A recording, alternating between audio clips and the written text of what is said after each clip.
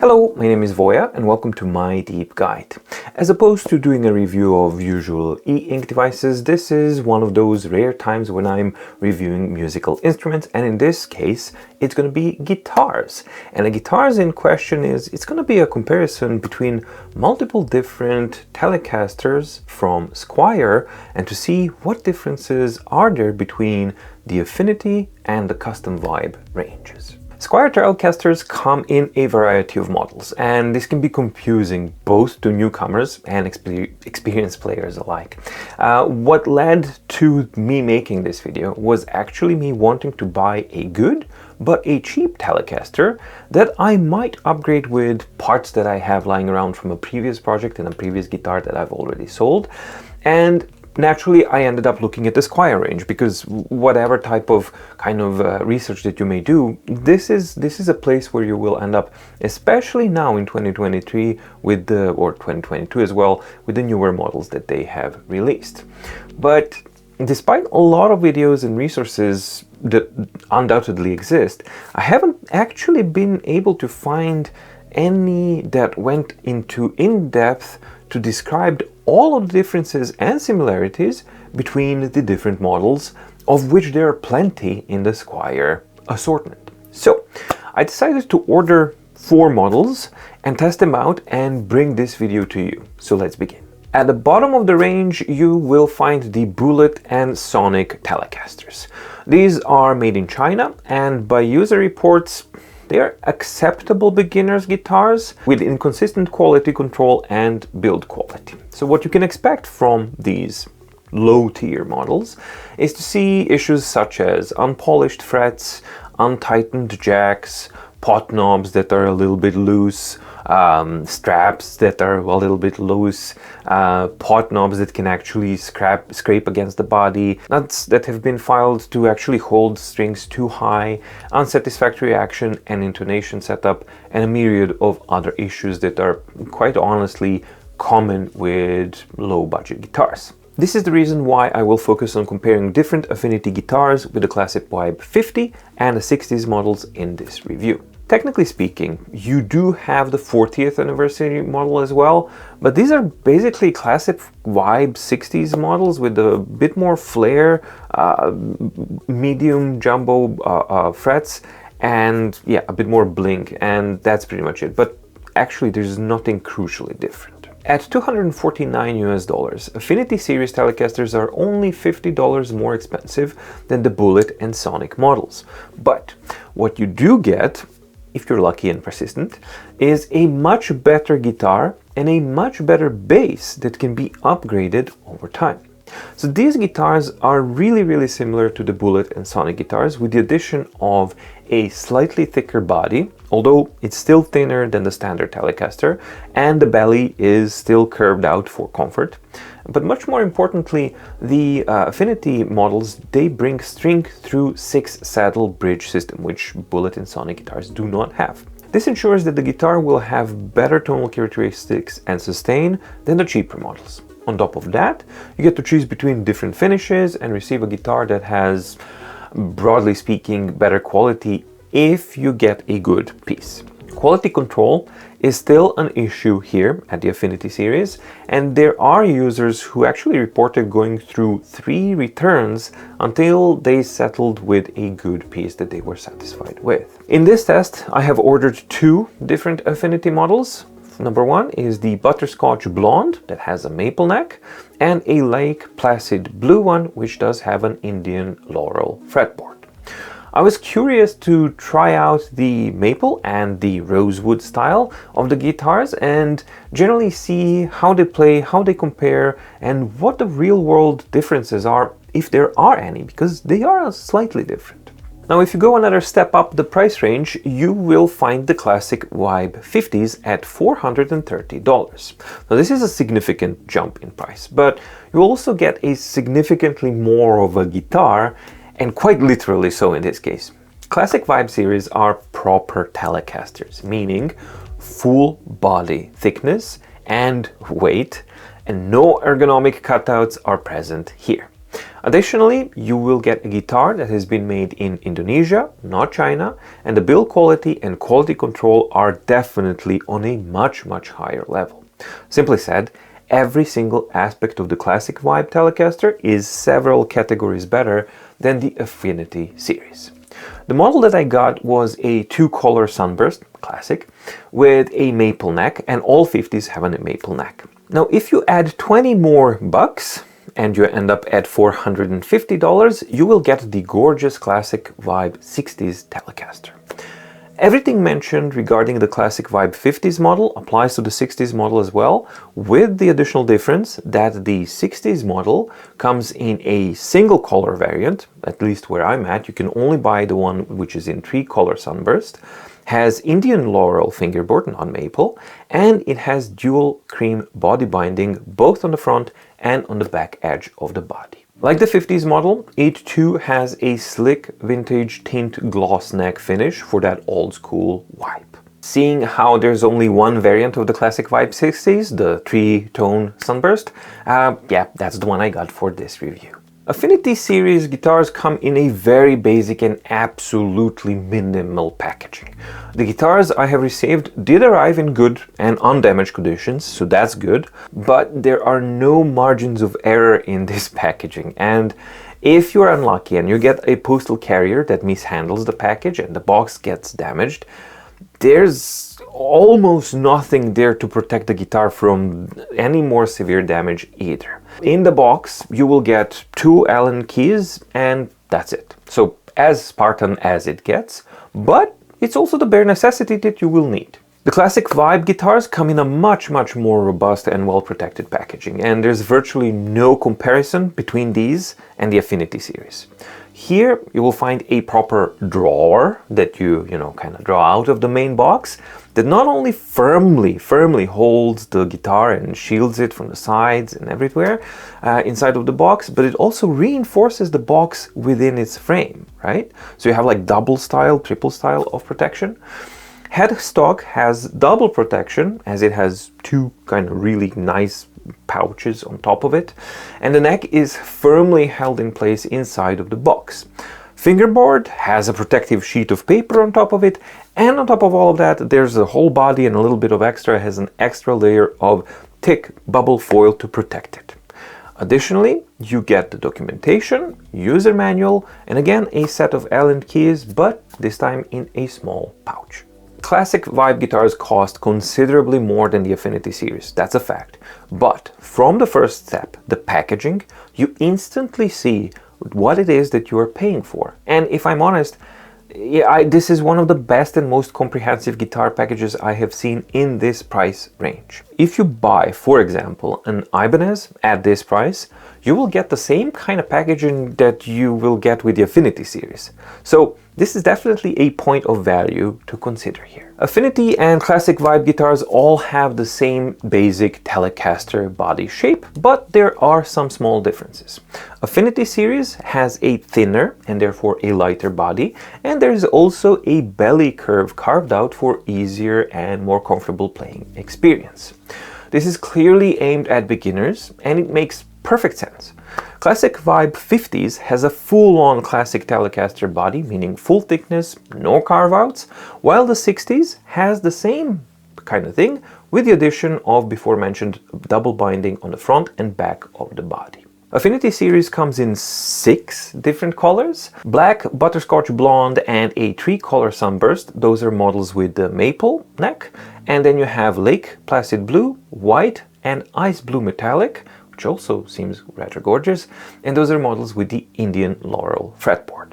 For my test, I have ordered the Lake Placid Blue with Indian laurel and the Butterscotch Blonde models. And I have to say that there is no really contest at all. The Lake Placid Blue color and finish is simply in a different category, and it's far more striking than the Butterscotch Blonde. Now, the problem with the Butterscotch Blonde model is that by the nature of it, it has to be somewhat transparent and show the wood structure underneath it, which it does.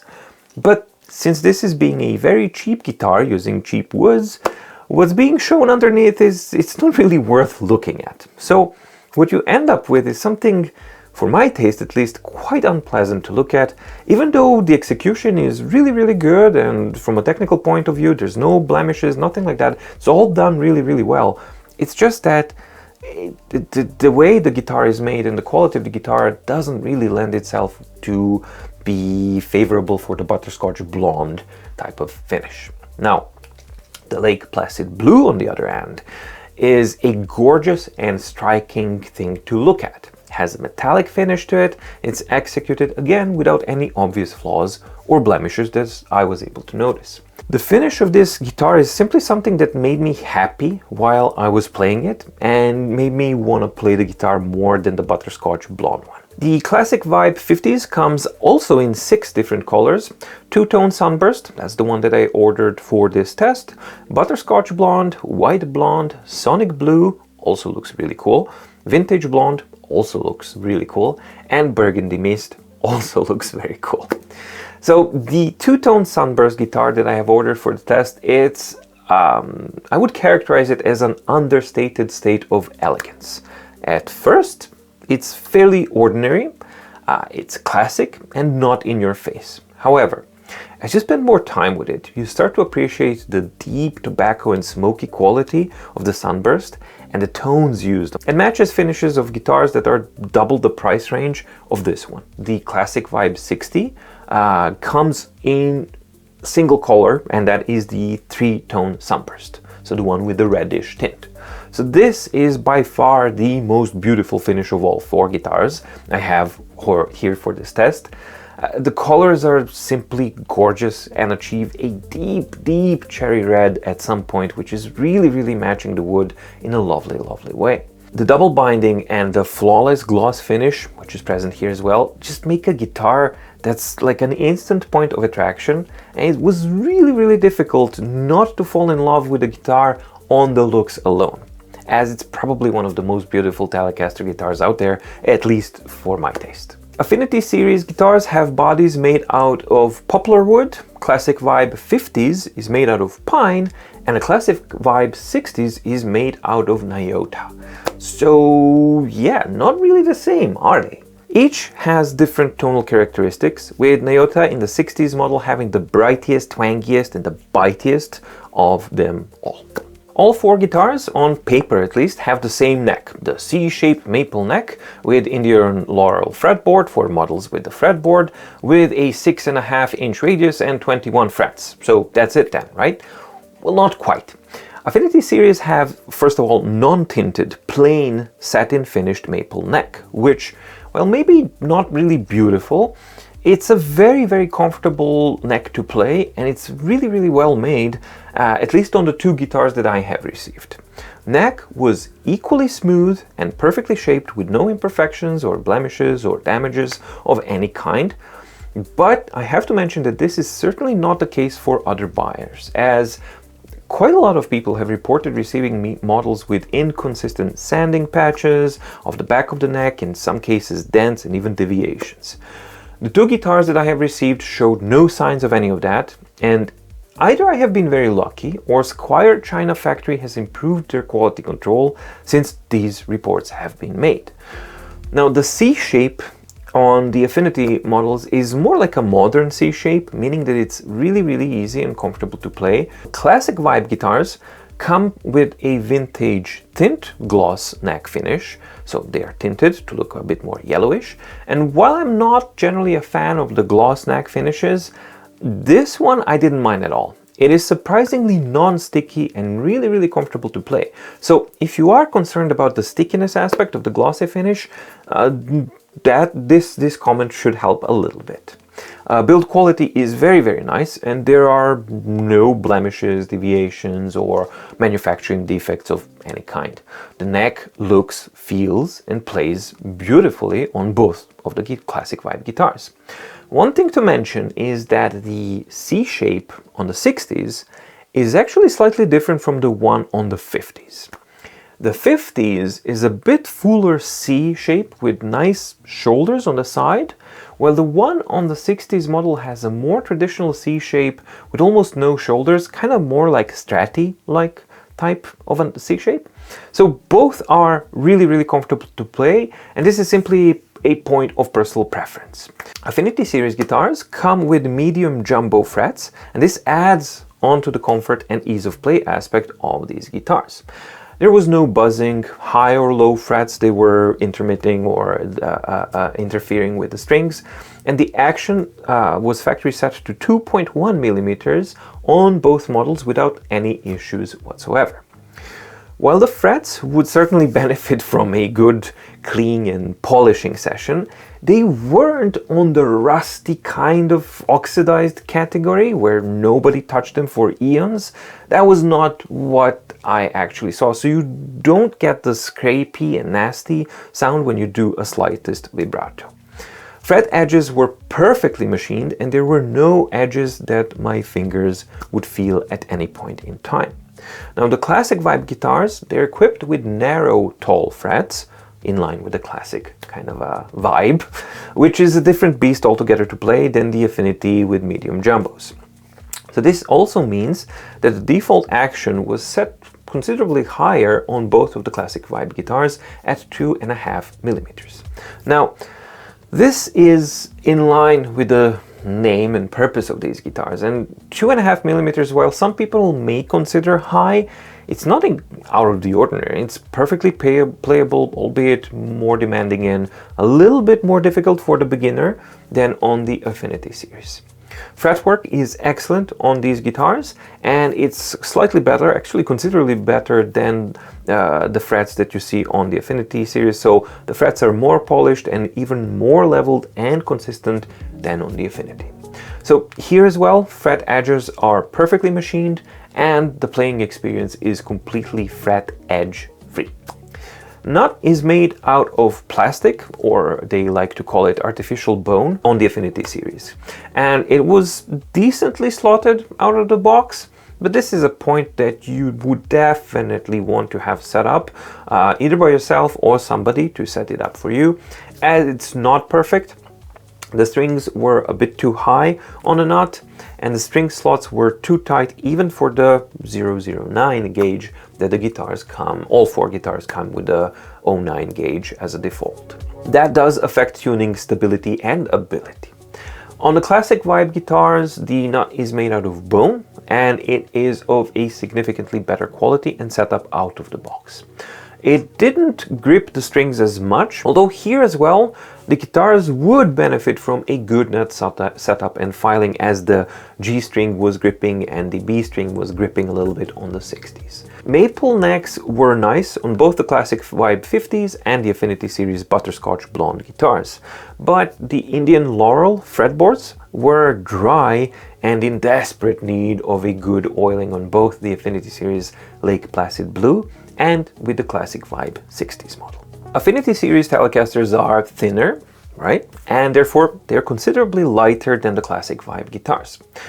Affinity series weigh in at around 3.4 kilos, while the classic vibe guitars at around 4.1, 4.2 kilos.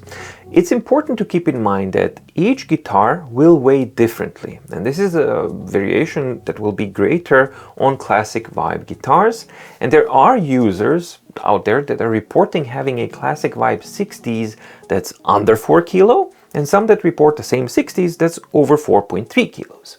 So that being said, the Affinity series will always be considerably lighter than the classic vibe. That's an important factor, especially for a beginner. Affinity series are head-heavy guitars, with the body being thinner and lighter, so you can expect the guitar to tilt head down while playing standing up. This is not the case with the classic vibe models, as the much thicker and heavier body helps keep the instrument in place. This, of course, is within reason, meaning that if you start jumping around and you're tilting the guitar, the head down as well, especially if you're using a slippery strap, any guitar will do a head tilt under those circumstances. But in normal playing scenarios, classic vibe should remain roughly where you left it. Affinity series are more comfortable to play all around than the classic vibe guitars. From the silky smooth satin finished neck, medium jumbo frets, lower action, thinner carved out body, and overall less weight, these guitars are just a joy to play, whether you're a beginner or not. While the classic vibe guitars are both less comfortable to play than the Affinity series, The 50's series was considerably comfortable for me, so this is a subjective thing, than the 60's, and for me it had to do all with that neck profile and the differences between the C-shape neck profiles that I've already talked about in the neck section. Classic vibe guitars win the quality departments hands down, no competition. In every aspect, classic vibe guitars are simply better made and made with more care and attention to detail than the Affinity series. The quality is well above the $450 price range point, and quite honestly, if I had paid double for either of the 50's or the 60's, and this was the quality that I had received, I would not have been disappointed. It truly is amazing quality for the price. Now, that being said, the Affinity series, the two guitars at least that I have purchased and received, were of a decent, very, very decent quality, especially the Lake Placid blue one. That one was surprisingly good for the price, and I don't know, honestly, of another $250 guitar that I have tried that was on that quality and that well built. On the other hand, the quality control and consistency of build quality is not high, as the Butterscotch blonde guitar was obviously of a worse quality than the Lake Placid blue one was. It was missing felt pads behind the neck straps, the neck joint was not perfectly aligned, and had quite a bit of a hole actually between the body and the neck. Bending the notes at higher frets would start showing signs of fret catching and not actually buzzing, but kind of thinning out the notes. And the tuners were of inconsistent resistance and responsiveness. The nut was set slightly higher, and the pickup heights were set to completely illogical heights. So none of these issues were present on Lake Placid blue, even though on paper they both should have been the same guitars coming out of the same factory. With the Classic Vibe series, you know what you are getting, and you are getting a lot for the higher price tag. However, if you're lucky or persistent enough, and you are willing to search for and try several different units of the same Affinity series guitar, the chances are that you might end up with an excellent piece like I did with the Lake Placid blue one. If you do, so if that happens, then you get a truly exceptional quality at a ridiculously low price point of $250 US. But if you don't want to gamble, if you don't want to do the get in return, then a Classic Vibe is a much safer bet, quality and consistency wise. Affinity series come with two ceramic single coil pickups. This is where they cut the corners for the cost, and there's no beating around the bush. The pickups are very basic and honestly bad. There's no dynamic response to talk about, no frequency response that's varied, no subtleties, no nothing. They behave like a bricked mastering, smooshing all of the frequencies together and compressing the guitar tone quite a lot. Are they usable and playable? Absolutely, and they will be more than capable of accommodating beginners' needs. However, if you're looking for anything other than beginner level needs, then you will want to swap those out for some better Alnico pumps. Classic Vibe guitars come equipped with the same Fender designed Alnico single pickups, which are actually quite surprisingly good and responsive, especially when you take the price point into consideration. They sound good, respond well to the dynamic changes, and have a nice frequency range. There's an openness to them, they are quite versatile and inviting to play. Basically, they just sound quite good. All four guitars have a string through body type of a bridge system, with the Affinity series having a more modern Telecaster bridge style with 6 individual saddles, not brass, while the Classic Vibe has the classic ashtray with 3 saddle bridges. Both bridges performed reasonably well and sounded okay, although I personally prefer the 6 saddle version for intonation and playing comfort reasons. Neither honestly have good quality on them, so they are at best of average quality on all guitars. Affinity series come equipped with modern but basic tuners that are responsive and precise enough to be able to tune the guitar relatively confidently. The Classic Vibe comes with the vintage style tuners, and while they do look nice, they don't honestly work as good or as smooth as the ones on the Affinity series. So vintage is good for certain things, but it's not really good for tuning stability. Pots, switches, electronics, and jack. So this is an area where all 4 guitars are at an almost equal level. They all have the same positives and negatives. Switches and pots feel okay, not great, not terrible, just okay. And there was no creaking, crackling from the pots or clicking from the switch on any of the guitars.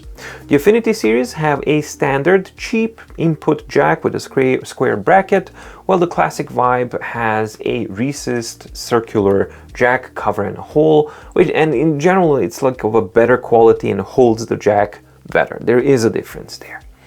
The electronics are not the strong side of any of these guitars, and all 4 guitars actually had a mass or grounding issues. And no, it's not the hum, the singles hum that I'm talking about, nor was it my setup, nor was it my cable, as it was only those 4 guitars that consistently exhibited a bad grounding issue with the same cable and the same setup. No other guitar that I actually have.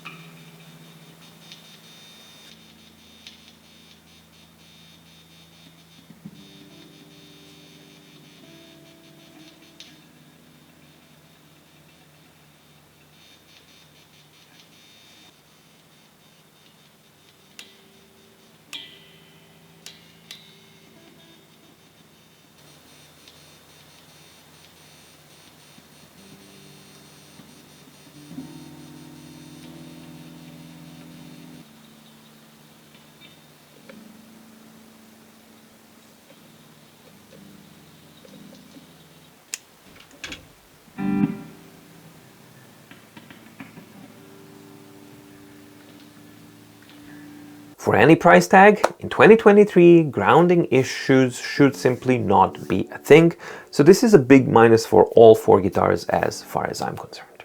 Hardware quality is the weak point of all of these guitars, and while it is considerably better on the Classic Vibe models, it's basically just the pickups and the input jack that make the difference here, and everything else is more or less the same. Neither guitar was a stellar performer in the hardware category, so it's something that you might want to consider upgrading and changing, especially on the Affinity series, as you allow time to pass and you determine what your priorities and preferences are.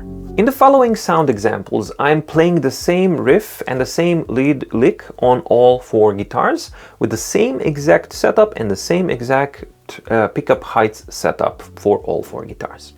All guitars are playing the factory strings and are factory setup apart from the pickup height adjustment that I mentioned. The main riff is repeated twice on each guitar and pickup configuration, so first time played, it's played lightly, and second time more heavily, to see and hear the dynamic response of the pickups in the guitar. Riff is ended with an open chord to hear the sustain quality and the harmonics. Now the lead part is played with extreme bends, and there's also a variation in the dynamic range, and the different pickups are switched throughout the lead line. I intentionally did not want to practice and choose perfect takes, as that's not the point. For me, this was basically gauging how easy or difficult I found it to play the same lick on these 4 different guitars.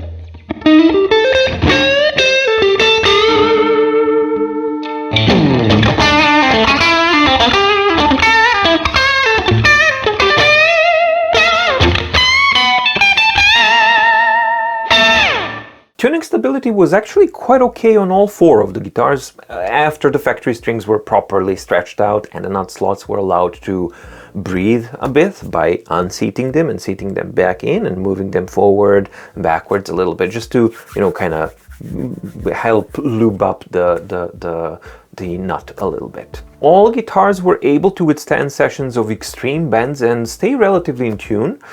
Generally speaking, I was expecting the tuning stability to be a lot worse, but it wasn't, which is a good thing.